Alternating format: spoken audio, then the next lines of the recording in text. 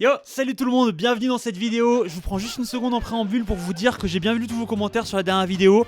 Ça m'a fait super plaisir, donc déjà je voulais vous remercier. Et puis ensuite j'ai compris que du coup il y avait des problèmes sur le montage audio. Il y avait des problèmes aussi techniquement sur la decklist que j'ai pas mis. Donc déjà j'ai pris un micro. Et pour les decklists, alors il y en a déjà deux qui sont disponibles sur la chaîne, à savoir Traptrix et Runic White Forest. Et pour le reste, j'ai vu que du coup il y avait des gens intéressés par Nouvelle, des gens intéressés par Dragon Ruler Tempai. Donc je vais en faire un peu de temps en temps comme ça sur la chaîne, ça va pop par-ci par-là. N'hésitez pas à me dire dans les commentaires ce que vous voulez voir comme decklist aussi, parce que je vais faire en fonction de ce que vous voulez. Et puis je voulais tout simplement vous remercier parce que c'est vrai que la vidéo que j'ai fait de base c'était vraiment pour genre mes 2-3 potes que je connais dans la vie de tous les jours. Et je pensais pas du tout qu'elle serait vue par des gens. Et là il y a plein de gens qui sont débarqués, que je connais pas du tout et qui ont écrit plein de messages sympas, qui ont vu la vidéo. Donc ça m'a fait super plaisir. Et c'est vrai que du coup j'ai un peu regretté de l'avoir fait à la schlag comme ça. Je pense que j'aurais mis un peu plus de technique, mais je vais quand même la laisser comme ça parce que elle a plu à certaines personnes, donc on va la laisser. Mais c'est vrai que pour les prochaines vidéos je ferai un peu attention techniquement, voilà, de un peu sur l'image, le son, d'avoir un truc un peu plus propre duquel je sois fier quoi. Bref, sur ce, bonne vidéo à tous, encore merci, et on se retrouve avec le deck Mitsurugi Orcust.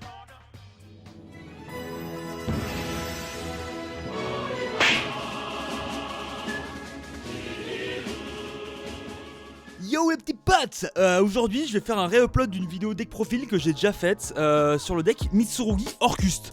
Alors, pourquoi je fais une réupload? Parce que en fait, après la première vidéo, il y a un giga commentaire d'un mec qui s'appelle Neverghost6335 qui m'expliquait pourquoi je faisais trop de la merde avec ce deck. Du coup, je me suis dit que je pouvais pas laisser ça comme ça, et puis même j'étais pas content du résultat, donc je la refais. Et puis voilà, c'est ma chaîne, donc je fais ce que je veux. Et en fait, de base, j'avais rien compris sur le deck, autant sur la composition du deck que sur les combos. Alors bon, loin de moi l'idée de dire que je suis un expert maintenant, mais en tout cas, une nouvelle vidéo plus précise, ce sera pas de trop. Et puis je me dis que comme ça, au moins, ça fera une belle archive sur la chaîne.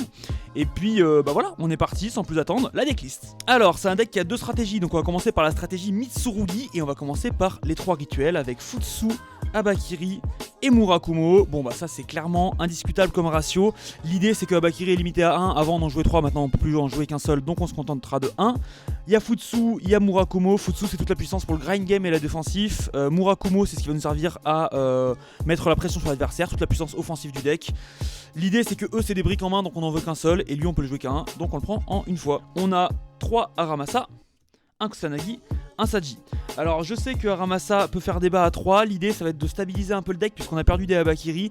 C'est un starter qui va chercher Habakiri directement, mais c'est un starter qui va conflict parce que c'est une norme, donc il va avoir du mal à s'associer avec certains starters Orcust.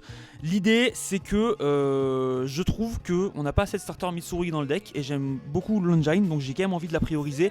Si jamais vous voulez passer sur une version plus axée sur Orcust, il y a possibilité de mettre des greffeurs par exemple qui sont revenus à 3, qui ne sont pas une norme, donc ça conflicte pas. Moi je trouve que c'est mieux de prioriser le côté Mitsurugi parce que de ce côté là on peut bridge sur l'autre stratégie, alors que l'inverse n'est pas forcément vrai.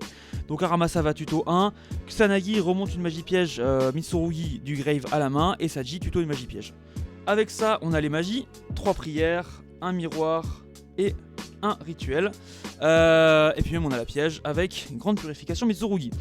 Prayers, c'est une super carte, elle fait tout, elle sacrifie, elle reborn, elle tuto, en magie rapide en plus. Bon, c'est vraiment...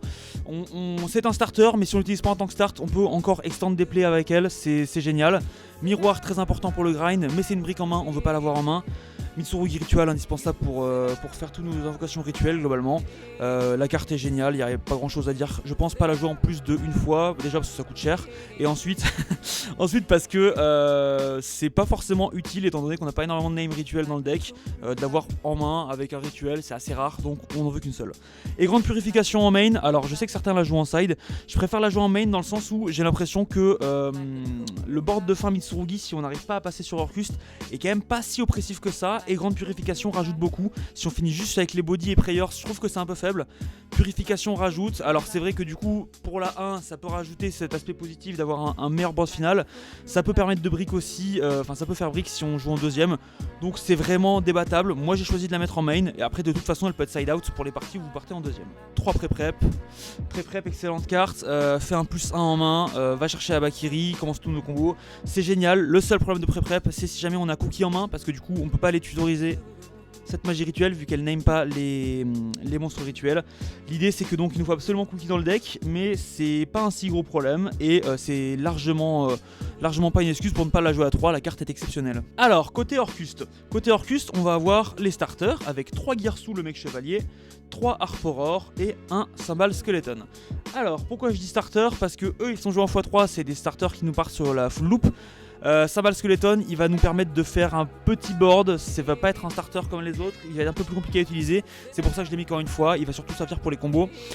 Girsu permet de envoyer un au grave depuis le deck et summon un token si jamais on contrôle rien. Harp Aurore peut se bannir du grave pour summon un Orcuste sur le terrain. Et Cymbal Skeleton peut, depuis le deck, et Cymbal Skeleton peut se ban pour invoquer un Orcuste depuis le cimetière. L'idée c'est que ça va vraiment être l'essentiel de nos combos Orcuste, donc ces ratios là ils sont plutôt classiques. Et avec ça on a une engine avec des cartes à 1, avec Nightmare, avec Couronne du Monde et avec Baguette du Monde. Alors l'idée de Couronne du Monde ça va être de se spé pour faire un board un peu plus oppressif en first. L'idée, et même pour le grind on peut aller chercher assez facilement avec Galatea High. Nightmare et Baguette du Monde, l'idée ça va être de recycler nos ressources plus facilement et avec plus de possibilités que juste Cymbal Skeleton ou autre. Baguette du Monde va vraiment servir à réutiliser les cartes bannies et Nightmare non seulement extend un peu notre combo mais en plus de ça pour le grind game il est vraiment très utile. Donc je les avais mis en side de base mais avec ce fameux commentaire je me suis rectifié, je me suis dit effectivement peut-être que les avoir en main deck c'est pas une connerie, puis en plus c'est pas tant des briques que ça dans le sens où on peut les défausser avec Galatea High si on a un start à côté. Avec ça on a Babel, Crescendo et Sacrifice Inutile. Babel indispensable, c'est par ça que passe tout le deck, c'est ce qui va nous permettre de faire des effets rapides avec nos monstres liens et nos monstres dans le cimetière Orcuste.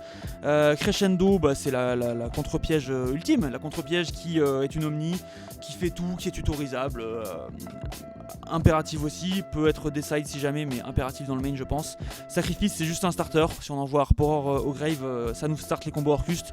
Donc c'est très bien à avoir en 1 aussi, comme elle est limitée à 1 on la joue qu'une fois. Voilà, ça c'était pour les engines, et puis maintenant on a les non-engines. Alors j'ai pas fait dans l'originalité, non 3 Mulcharmy, ça n'a aucun rapport avec le deck, c'est juste des très bonnes cartes. Mulcharmy vous n'êtes pas obligé si c'est un peu trop cher, on peut clairement mettre autre chose. J'ai choisi de craquer mon slip pour ce deck là, ce sera le seul, vous êtes prévenus. Et puis j'ai mis avec ça 3 Nibiru. 3 Nibiru c'est un peu plus cohérent avec le deck, déjà parce qu'il y a marqué Sacrifice sur la carte, et Sacrifice c'est cool pour le Mitsurugi, même si ça servira pas tout le temps. Mais surtout, quand on me l'a fait remarquer, c'est extrêmement fort avec Orcuste, et ça j'avais pas capté au départ, c'est un peu subtil. C'est un monstre lumière Nibiru, Orcuste va lock en monstre ténèbres, donc on va pas pouvoir invoquer Nibiru sur notre terrain. Mais son effet va quand même pouvoir se résoudre, et donc on va sacrifier les monstres de l'adversaire, mais on va juste pas summon Nibiru, il va donc rester en main et on aura encore un Nibiru pour le tour d'après, ou même pour le même tour si jamais l'adversaire est gourmand. C'est extrêmement fort, c'est vraiment très fort, et j'avais pas capté ça au début. Nibiru a beaucoup plus d'intérêt que ce que je pensais. Avec ça, une TTT parce que c'est juste une bonne carte, c'est chouettos, et puis 3 Super Pots. Super Pot qui a l'avantage d'être un très bon board break, l'avantage de jouer avec une des possibilités que nous offre le deck, c'est-à-dire pas avoir beaucoup de demandes dans l'extra deck, et donc on peut jouer des targets à Super Pot, et puis en plus de ça, ça défausse pour l'Orcuste, c'est pas dégueulasse. Le side deck, il est chouettos, je l'aime bien, avec Wuzu et Magatama. Wuzu, c'est pour le go second contre certains match-up, et pour le grind, il est très bon. Il conflicte un peu avec Orcuste. J'ai choisi de le laisser quand même parce que je trouve qu'il est trop chouette dans certains match-up. Et puis j'ai un pote qui joue Pearly, et puis Lunala, ça existe. Donc je l'aime beaucoup trop. Magatama, c'est plus pour le first, pour avoir un peu de variété dans le board final qu'on va pouvoir faire avec Mitsu. Ça permet de péter un, ça peut invoquer rituellement éventuellement si c'est la galère. Je le trouve chouette, je le enlèverai pas du deck, il est vraiment sympa. Non-engine un peu plus classique avec 2 drolls, un shifter, 2 retaliating. L'idée c'est que droll c'est très bon dans beaucoup de match-up, donc même si ça turn off nos Mitsurugi on s'en fout. Retaliating c'est juste une excellente carte, et shifter c'est très bien parce que ça turn off pas les Mitsurugi. Alors évidemment on peut pas jouer Orcuste, mais Mitsurugi a juste besoin d'être sacrifié, pas forcément envoyé au cimetière. Donc on peut se permettre de le jouer. C'est vraiment un package qui est là pour cibler certains decks, et parce que c'est des bonnes cartes de manière générale. Avec ça on a du board break pour le go second avec 3 droplets. De base c'était des Raigeki parce que ça coûte moins cher. C'est des droplets parce que ça permet de défausser et que c'est une meilleure carte que Raigeki. Tout simplement. Voilà, c'est encore une fois défaussé pour Orcuste, c'est chouette. Un plumeau pour le go second également parce qu'on n'est jamais à l'abri d'un runique qui pue. Un call by pour le go first avec 3 Black Goats, ça bouge pas. Pareil, pas d'interaction avec le deck, c'est juste des très bonnes cartes. Donc on va pas se priver d'un bon go first quand on peut l'avoir. Voilà pour le side. On passe à l'extra. L'extra deck, il est assez simple. On va commencer avec les Orcustes, avec Galatea High, la Queen, Galatea, la deuxième Queen, Longarsu, Enlilgarsu et notre pote Dingirsu. Ça c'est vraiment la milice qui tue quoi. La milice elle est trop forte. Ces ratios là sont absolument impératifs. C'est ce qui va nous faire notre main combo. Eux ils sont un peu plus accessoires. J'aime quand même beaucoup le fait d'avoir une deuxième Galatea. Ça aide très souvent. Longarsu c'est un peu plus situationnel, mais j'aime bien inclure quand même dans le deck. Enfin dans l'extra du moins on a quand même la place. IP, SP, Dyna. Juste des excellentes cartes, ça c'est vraiment le package, on va recycler les bodies qui servent à rien, Mitsurugi, on va en faire des trucs qui servent à quelque chose pendant le tour d'adversaire. IP, SP, Dyna on joue des rituels donc c'est très bien. SP c'est juste une très bonne carte et IP permet de faire ça pendant le tour de l'adversaire, alors pourquoi pas. Avec ça j'ai un package qui est plus contestable, j'en conviens, avec Dark et Goddess. Dark et Goddess, l'idée c'est quoi?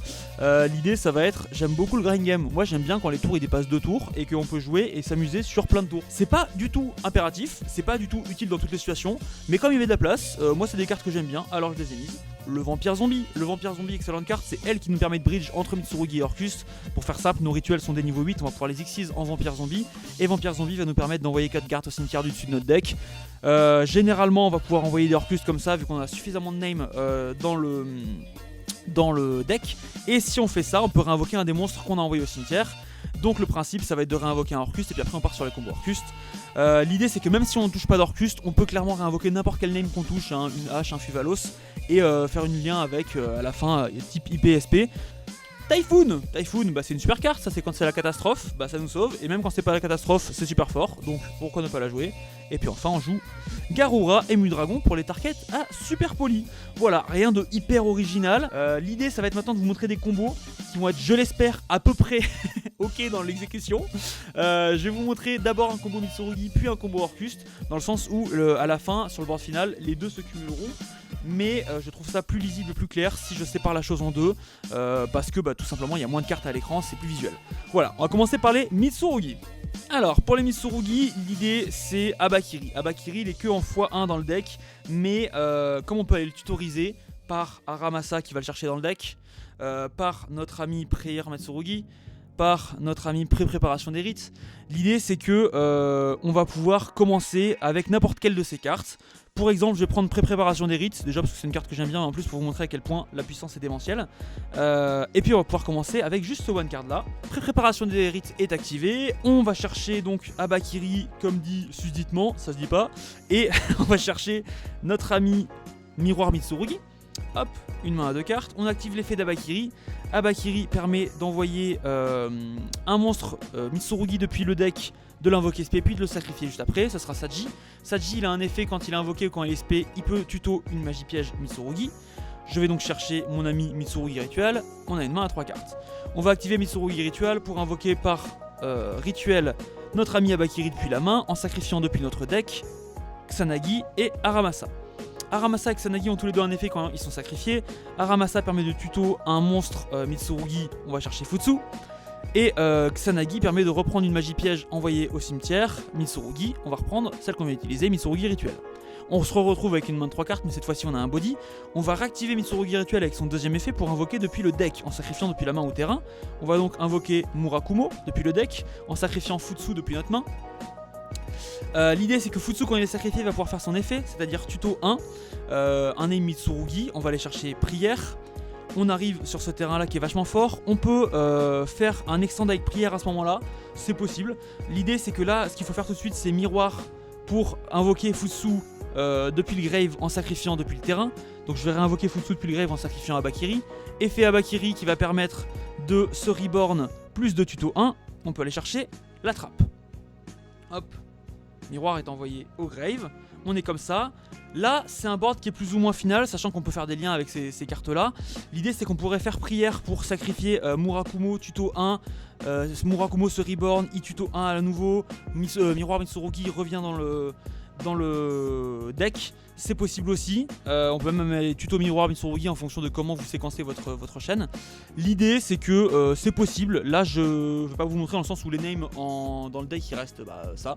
Donc, c'est pas hyper utile pour le coup. Mais c'est carrément possible, notamment si vous rentrez Magatama, ça peut permettre d'avoir des extends assez chouettes. L'idée, c'est que une fois qu'on est ici, hop, comme je vous ai expliqué tout à l'heure, on prend ces deux cartes-là, on en fait une magnifique X6 qui s'appelle Ryu, elle Vampiro Zombio, paf. Elle Vampiro Zombio, il va détacher 1. Murakumo c'est mieux. Et en détachant 1, il va envoyer 4 du dessus du deck. Et donc on va passer sur le combo Orcuste. Alors, combo Orcuste. Combo Orcuste, il est préférable à faire en premier, tout simplement pour bénéficier de l'effet de notre ami Girsu, le mec chevalier Orcuste. Girsu, le mec chevalier Orcuste, il a un effet qui est permanent, c'est l'effet d'envoyer au cimetière depuis le deck. Mais il a un effet qui est chouette si on contrôle aucun monstre, c'est qu'il va pouvoir summon un token. On invoque Girsu, Girsu invoque un jeton chez nous et chez l'adversaire et permet d'envoyer notre ami Arporor depuis le deck au cimetière. Une fois qu'on est là, on va pouvoir invoquer par lien notre ami Galatea Eye, qui est quand même super tip top chouette. Galatea Eye est invoqué. Galatea Eye est fait, on va pouvoir discard 1 et tutoriser soit un monstre héritage du monde, soit notre ami Babel Orcustré. C'est vers elle qu'on va se tourner, hop, simplement parce que tout le deck tourne autour, ce serait dommage de s'en priver. Et après ça, on la set, d'abord elle vient en main, puis après on la set. Une fois qu'on est là, on peut utiliser les 2 bodies ici pour faire notre ami Galatea. Galatea tout court cette fois-ci. Galatea tout court. L'idée c'est que maintenant ce qu'on peut faire, c'est utiliser l'effet de Horreur à la harpe. Horreur à la harpe qui va se bannir. Horreur à la harpe en se bannissant, elle va permettre de spé un monstre Chevalier du Cauchemar, un monstre Orcus pardon, sur le terrain et ce sera Chevalier du Cauchemar. Galatea peut renvoyer Arporor dans le deck pour permettre d'aller tutoriser Crescendo Orcuste, on va pas s'en priver. A partir de là, ce qu'on va faire, c'est qu'on va utiliser l'effet de Galatea Eye dans le cimetière pour la Reborn, en bannissant Girsu depuis notre cimetière aussi. Hop, et donc on a 4 bodies sur le terrain. Avec ces 4 bodies, on va pouvoir s'amuser, on va faire hop, hop, hop, une magnifique lien 4 en la personne de Enlil Girsu, notre méga pote à la compote. On va pouvoir utiliser l'effet de Nightmare dans le cimetière en se bannissant. Il va permettre déjà de cibler Enlil Girsu pour lui faire gagner de l'attaque, mais ça encore c'est pas très important. Ce qui est surtout important, c'est qu'il va permettre de foolish Cymbal Skeleton. Une fois qu'on est là, on peut se permettre d'utiliser l'effet de Cymbal Skeleton. On le banne, on réinvoque Galatea. Avec Galatea, on va se permettre de faire une Xyz. Xyz qui va être notre dernier ami Dingirsu. Dingirsu, quand il arrive sur le terrain, il peut se permettre soit de péter un chez l'adversaire. On va imaginer que c'est notre premier tour de jeu, que l'adversaire n'a pas encore joué et du coup on va pas le faire. On va plutôt chercher à réattacher Orcus Cymbal pour le remettre en rotation en tant que matériel, qui est le deuxième effet possible de Dingirsu. Une fois qu'on est là, on peut utiliser l'effet de Enlil Girsu qui va permettre de renvoyer une carte du bannissement dans la main, prendre le contrôle du token qu'on avait précédemment summon chez l'adversaire. Et alors là, il faut qu'on renvoie une carte de la main dans le deck. Donc soit vous renvoyez Nightmare, soit vous renvoyez une autre carte, peu importe. L'idée, c'est que une fois qu'on a ça, du coup, on a de nouveau 2 bodies en plus de Enlil. Ces 2 bodies n'ont aucun intérêt sur le terrain. Il vaut mieux qu'ils soient au grave. Enfin bon, le token, on s'en fiche, mais Dingirsu, c'est mieux qu'ils soient au grave. Et avec ces 2 bodies, on peut clairement faire une IP par exemple, ou n'importe quel lien 2 générique. L'idée, c'est que là, on a un board final qui est quand même très très strong. Parce qu'on a Enlil qui va faire du vol de terrain. IP qui va permettre de summon en lien pendant le tour adverse, Babel qui fait tout ça en effet rapide et depuis le cimetière aussi, on va voir après. Crescendo, bah c'est trop bien. Et dans le cimetière, on a à la fois Galatea, on a à la fois Orcus Cymbal Skeleton, on a Dingirsu. Et donc c'est super fort parce qu'en main on a aussi Nightmare en imaginant qu'on ait renvoyé notre carte. Pendant la tour adverse, imaginons en draw phase, on va pouvoir se permettre de réinvoquer notre ami Galatea, d'aller chercher un monstre par exemple comme la couronne du monde depuis le deck en défaussant Nightmare. Nightmare va pouvoir avoir un effet rapide également au cimetière pour foolish 1. Et donc là on a des combos qui repartent. Cymbal Skeleton peut se bannir depuis le cimetière pour réinvoquer Dingirsu. Dingirsu peut péter 1. On a beaucoup d'interactions. Et ça encore une fois c'est cumulatif avec la partie Mitsurugi. Donc super fort. Voilà, j'en ai fini avec ce combo là. Je vais maintenant vous montrer un dernier combo qui va être un peu plus petit. C'est dommage, on finit par le moins impressionnant, mais j'ai juste mal séquencé le truc, c'est pas grave. On va finir avec un combo un peu moins impressionnant, mais un combo qui peut être très utile quand même. En tout cas, que j'aurais bien aimé savoir d'entrée de jeu, c'est le combo avec Cymbal Skeleton. Je vous ai dit que c'était un starter un peu compliqué tout à l'heure, j'ai pas menti. L'idée c'est qu'on va pouvoir faire, si on l'a en main, un petit truc, mais pas grand chose, genre le norme, genre l'utiliser comme matériel lien pour refaire Galatea Eye. Galatea Eye permet toujours de discard 1, ce qu'on veut. Cette fois-ci, on va préférer aller chercher non pas Babel Orcustré, mais la couronne du monde. La couronne du monde qui peut permettre de se spé dans une zone pointée par le monstre lien. On a donc nos 2 bodies, on peut les prendre et les cumuler pour faire Galatea l'Android Orcuste. Galatea, elle va nous servir puisqu'on va utiliser l'effet de Galatea Eye pour se spé et bannir un monstre Orcust, à savoir Cymbal Squelette. Hop. Galatea, elle renvoie le monstre banni dans le deck et nous permet d'aller chercher Crescendo. On est là-dessus. Et après, ce qu'on peut faire, c'est utiliser les deux monstres ici pour invoquer par exemple une SP. Pourquoi pas. Pourquoi pas. L'idée, c'est que là, au prochain tour, on pourra réinvoquer Galatea High en bannissant par exemple Galatea. Donc on a Crescendo qui est actif puisqu'on a un monstre lien Orcust sur le terrain. On a une SP qui est active aussi. C'est pas la folie, mais avec une main qui était censée brick, bah, ça fait quand même mieux que rien. Donc c'est toujours utile de savoir ça. Voilà, les combos sont maintenant terminés. Je remercie une nouvelle fois notre ami de la première vidéo du nom de Neverghost6335 qui m'a fait un putain de pavé, mec, t'es trop fort, mais ça m'a bien aidé, donc merci beaucoup. J'espère que celle-ci sera mieux, autant auditivement, parce que j'ai essayé d'utiliser un micro, vous me direz ce que vous en pensez, que visuellement avec les combos qui sont un peu moins dégueulasses. Voilà, dites-moi ce que vous en pensez en commentaire. Sur ce, des bisous.